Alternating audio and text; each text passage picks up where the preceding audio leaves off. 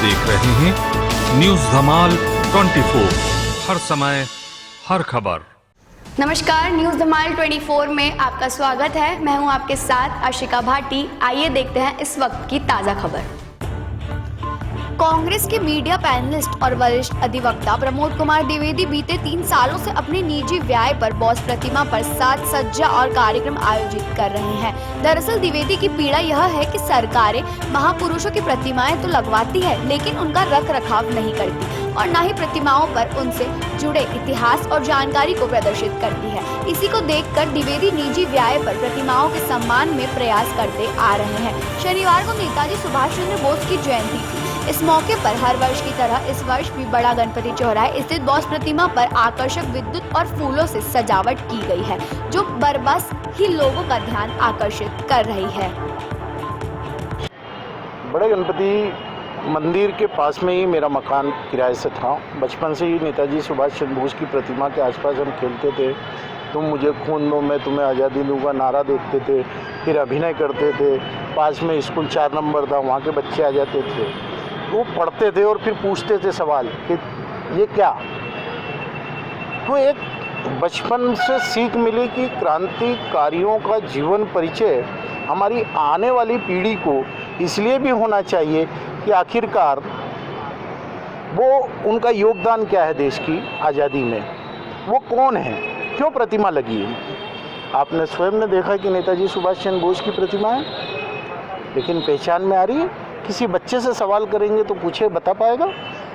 हमने हमारे दिल के अंदर बसे हुए हैं तो हम पहचान गए, लेकिन नेताजी सुभाष चंद्र बोस की प्रतिमा है, क्या नारा था, ये सब चीज़ें होना थी। एक दूसरा, एक परंपरा देख रहा हूँ मैं विगत कुछ दिनों से कि ऐसे महापुरुष जो देश के महापुरुष हैं उनकी प्रतिमाएं सड़क से एक कोने में की जा रही है और तथाकथित नेताओं की जो प्रदेश स्तर के हैं, मंत्री रहे हैं, छोटे संगठन प्रभारी रहे हैं, उनकी चौराहे पर बड़ी आदमकद प्रतिमाएं लग रही हैं। साथ ही साथ अगर आप प्रतिमा लगा रहे हैं तो विशेष दिन जो उनकी जयंती का दिन है, उस दिन तो कम से कम उस प्रतिमा को संगारित कर दें या बंद कर दें या सामाजिक संगठनों को दे दें।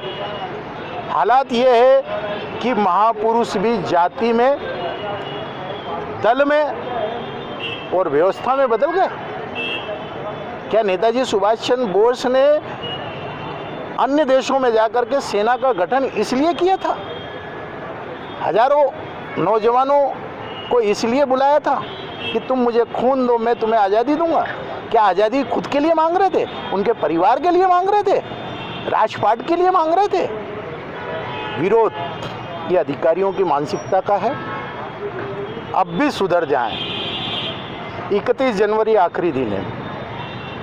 ये प्रजातांत्रिक विरोध है, इसको रचनात्मक विरोध बोला जाता है। जो बाल गंगाधर तिलक जी ने गणेश उत्सव मनाते हुए सामाजिक क्रांति जगाई थी और नाटक के माध्यम से देशभक्ति जगाई थी, मैं आज प्रतीकात्मक रूप से लाइट लगवाकर, फूलों से सज्जा कराकर बाल गंगाधर तिलक और नेताजी सुभाष चंद्र बोस की प्रेरणा को अधिकारियों को दिखाना चाहता हूं कि ये देश सोया नहीं है, देश के नागरिक सोए नहीं हैं। महापुरुषों के प्रति आपका जो कोल्लू बेल की मानसिकता है उसे हटा लें, अन्यथा हमें सड़क पे आना पड़ेगा। प्रमोद कुमार द्विवेदी। आगे इसी तरह खबरों का सिलसिला जारी रहेगा। जल्दी ही मिलते हैं देश भर की तमाम खबरों को लेकर।